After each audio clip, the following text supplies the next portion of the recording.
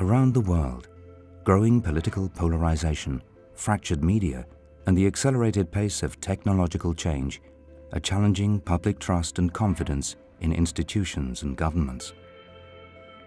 Amidst these changes, how can we shape a future in which facts and evidence are the basis upon which opinions are formed and actions are taken?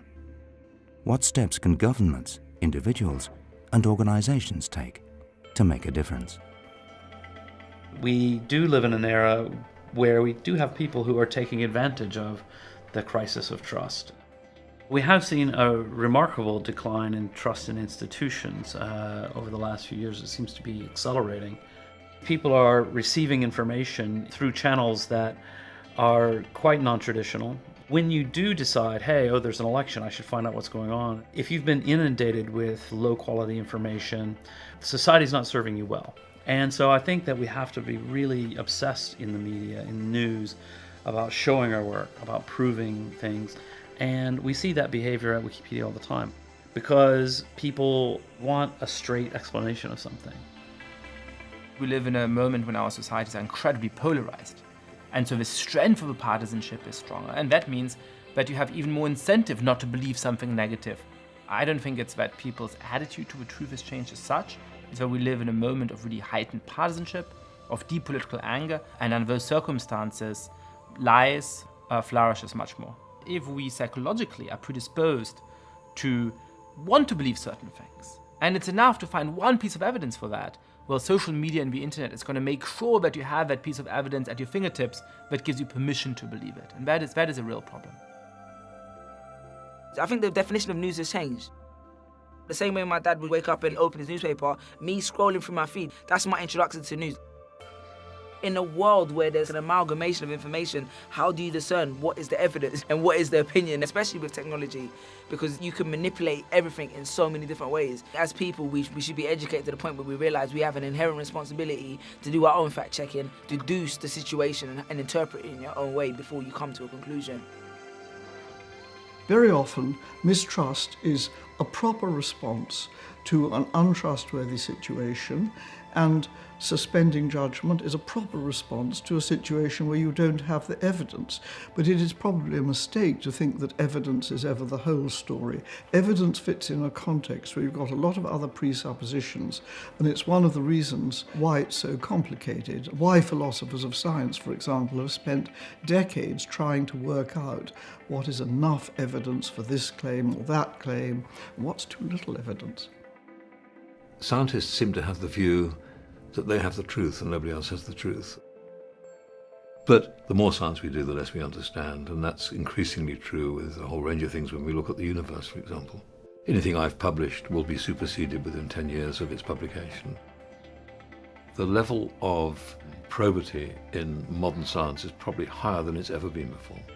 But I think the biggest single problem in our society is the way we educate young people. They don't debate the issues. They don't understand to examine, to educate themselves, to argue. And that's something which I think is important in a proper educational system. There's a lot of talk at the moment about how to badge what's true for people. A much more productive route would be to think about how to equip people to work out what's true for themselves.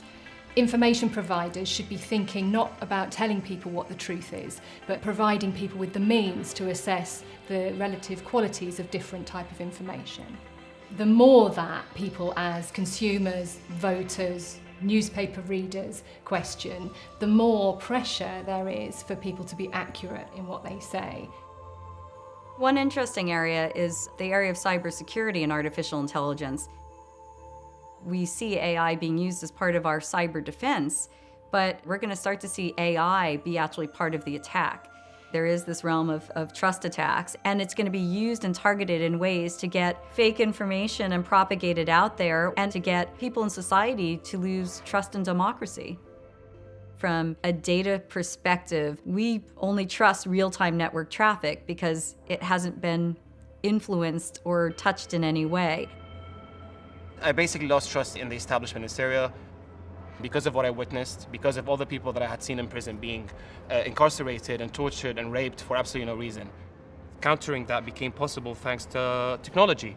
There were courageous citizen journalists on the street documenting chemical attacks, and I ended up documenting my life as a refugee to carry on proving what is true from what it's not. From its beginnings 175 years ago, The Economist was very, very focused on data, on evidence, on facts, in the thought that this would lead to better, more intelligent progress, better policy. And I think in a world where there is declining faith in media, declining faith and trust in institutions, this has actually become more important than ever. Probe the evidence, question the evidence. A healthy skepticism, I think, is absolutely vital. One of our founding fathers, Thomas Jefferson, was very clear in his expectations that we would all follow the truth wherever it may take us.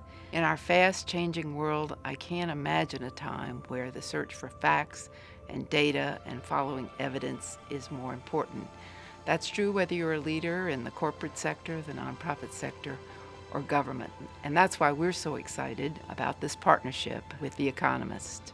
Over 70 years ago, one of our founders was asked for advice for leaders in this country, and he was quite succinct and clear.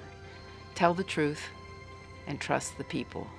That's what we've been trying to do in stewarding that legacy for many decades. The Evidence Initiative is nonpartisan and has been created to present the case for evidence-based decision-making.